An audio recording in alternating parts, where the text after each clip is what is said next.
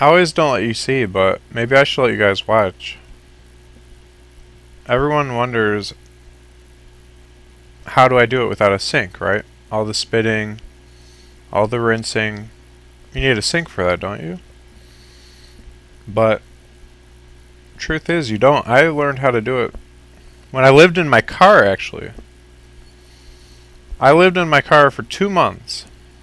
I was on a modeling trip. I scheduled tons and tons of photo shoots in California. I had tons of dates booked with all kinds of talented photographers. For like 2 months. I had weekends booked for 2 months. And I was going to stay with some cousins who lived in California. And things went south. I got down there, we were on the same sleeping schedule. Everything was fine, we said hi. They took me to some places. Everything was cool. But then over time, since I had nothing to do all day, I started playing video games in the room they let me stay in. And I would go to bed later and later until eventually I was going to bed way after they did. So they would hear me at night playing. I was actually playing Counter-Strike. I was playing Counter-Strike, and somehow I'd wake up their dog. And their dog had a bell on his collar. And he would sleep with them. So I'd like make typing sounds or shift in my chair and the dog would get up and start growling. And then they would wake up.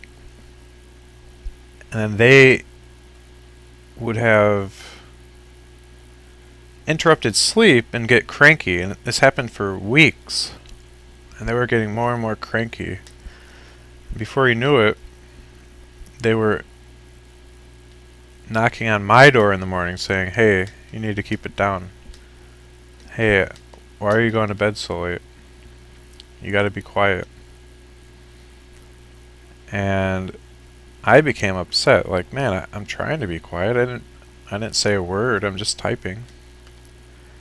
So I was getting frustrated, they were frustrated.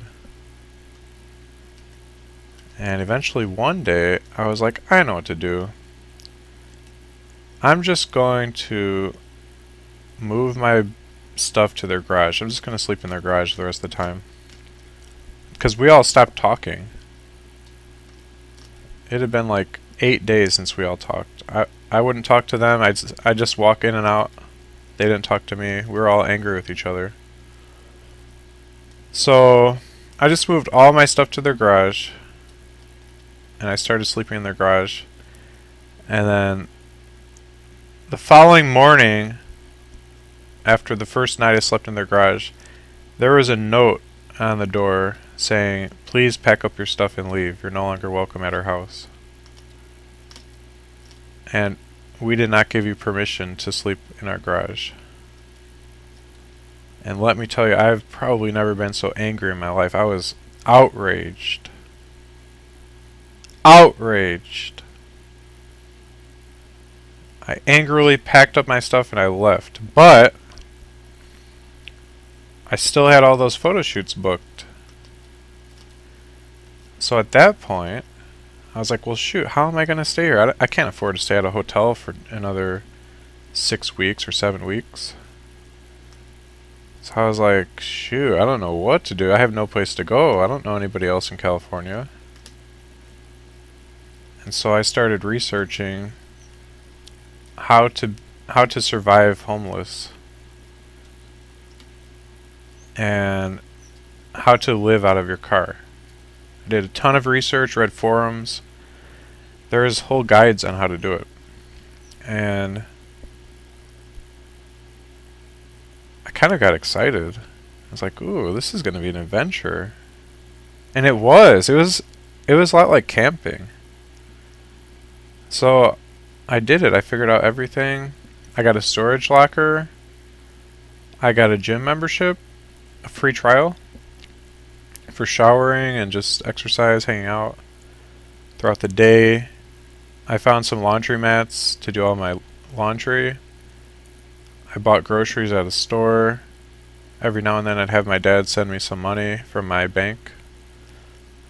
He'd go to my bank and get money out and send it to me. And I slept in my car. I found out the best place to sleep is Walmart parking lots, so I would like travel to different Walmarts and sleep there. And it felt very scary the first couple nights, but eventually I realized, shoot, I'm safe. There's a security guard with a gun. There's cameras everywhere. It's well lit. There's no way I'm going to get robbed. I'm safer than I'd be at home. I have an armed security guard that would protect me if somebody tried to break in my car. He'd see it. So I realized, wow, I'm actually safe. But I never stayed at the same Walmart 2 nights in a row. I tried to keep a randomized schedule and keep a rotation of about 4 or 5 different Walmarts. And I got into a nice routine. Also, every night I started going to the same Denny's restaurant, and I'd watch movies on my laptop using their free Wi-Fi, and I'd stay there for like 5 or 6 hours every night. And I couldn't afford to eat out, so I would just order an iced tea, and I'd get like 6 free refills. So that way I'm a paying customer. They couldn't say anything. So every day I get an iced tea. It was the cheapest thing I could find on the menu, so I just order that each time. And that was it. That was my life. I spent like 5 hours or 6 hours a day at Denny's, 4 or 5 hours at the gym, and occasionally laundromat, occasionally grocery store. It was really fun. I liked it. I mean, I literally had no problem with it. And my car was so comfy. I figured just the perfect way to put the blankets around my feet to make them toasty warm. I'd put blankets behind me on my chair, so I created a nice little nest for myself to lay in. I felt super relaxed, had great lumbar support. I get it just right. I'd have my pillows. I put blankets above me. I felt super good. I'd never liked the idea of people being able to look in my car at me with like their face literally right here. So I would just put like a towel in the window and roll up the window. So then like right next to my face, people can't like look at me that close. Like I would hate to wake up and there's a face like right there. Like that's too close for a stranger to be able to just like be right up on me. So that was enough, and it was very weird. Like I felt so exposed, like because my car wasn't tinted windows or anything, so I felt like everyone can just see me. But that was also a benefit because it looked like I was just, you know, a normal guy taking a nap. Nobody knew I was living in my car. Nobody knew I was homeless. But if I put like blankets on every window, tinted them out, put like the sun shields on the front and back window, and it was completely impossible to see in my car, then people would be like, okay, this guy's living in his car, and that's embarrassing, and somebody might call the police or harass you or try to rob you. So I tried to be slick about it. I kept my entire car spotless. All the stuff I had, I kept in my trunk, so you could not tell I was living in there. It just looked like a guy taking a nap. And I made a really good sleep mask so that it was super dark. I like custom tailored one, so it let 0 light in. It was complete blackness, even during the daytime. This super pimped out sleep mask I made. And then I wore earplugs. Every morning when I woke up, I'd walk into the Walmart and I'd use the bathroom and brush my teeth in there. I brought in my toiletry bag with me. I had a nice routine going. It was a nice life, and I even considered just living that life for the rest of my life. I was like, shoot, I can just travel the world living in my car. I was able to survive on about 130 to 150 a month. Legit, I can survive on that. And I was healthy. I was eating healthy. I could have easily made... It's so easy to make 150 a month.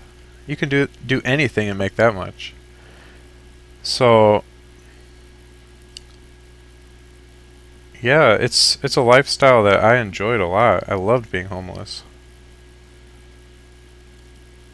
But I did have a girlfriend, so after I finished all the photo shoots, I went back home to my waiting girlfriend.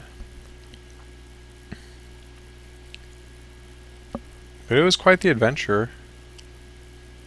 Kind of nice to know that if the poop hit the fan and I had to, I could survive and thrive as a homeless person.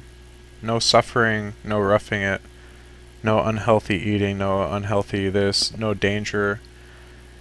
I know how to live in my car in a way that's very comfortable, very modernized, very non-humiliating, very safe.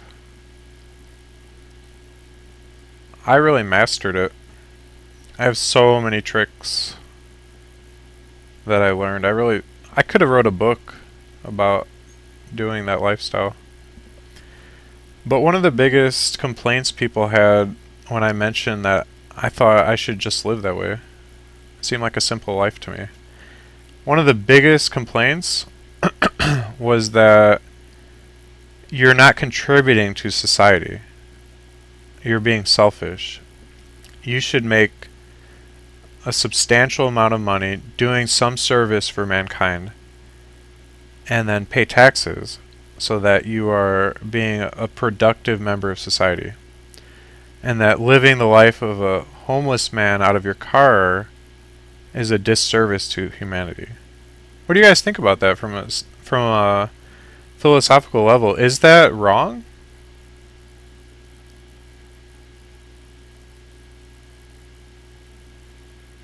It seemed like just a cool life. I can live anywhere. Anywhere there's a Walmart, which is like everywhere on Earth. Although some Walmarts don't allow you to sleep in your car in their parking lots. Maybe like... maybe like 6% of them don't allow it. And in most cases where the Walmart does not allow it, first of all, there'd be signs in the parking lot saying no overnight stays. Although most of them just say no overnight trailer parkings. They just don't want semi-trucks doing it. But if you're in a car, they don't care. The reason some of them banned it is because people would actually pull their RV into a Walmart parking lot and park it there and just live there long term. And so some people had to ruin it for everybody. They abused it. And the reason Walmarts allow you to sleep in their parking lot is the original owner and founder of Walmart, Sam Walton, it was his vision that people would be able to be welcome to stay in Walmart parking lots overnight. Which I think is beautiful, because what you realize when you try to be homeless living in a car is there's actually not a lot of places you can legally park your car and sleep. It's illegal to do it even at a rest stop on a highway. They have like a 5-hour limit and you're like only allowed to take a nap. Like, you cannot legally sleep in your car anywhere. Think about that. It becomes very scary. Like, where do I sleep? Like, especially when you're getting really tired, you're like, oh my goodness, like, where can I go to sleep? It's very scary.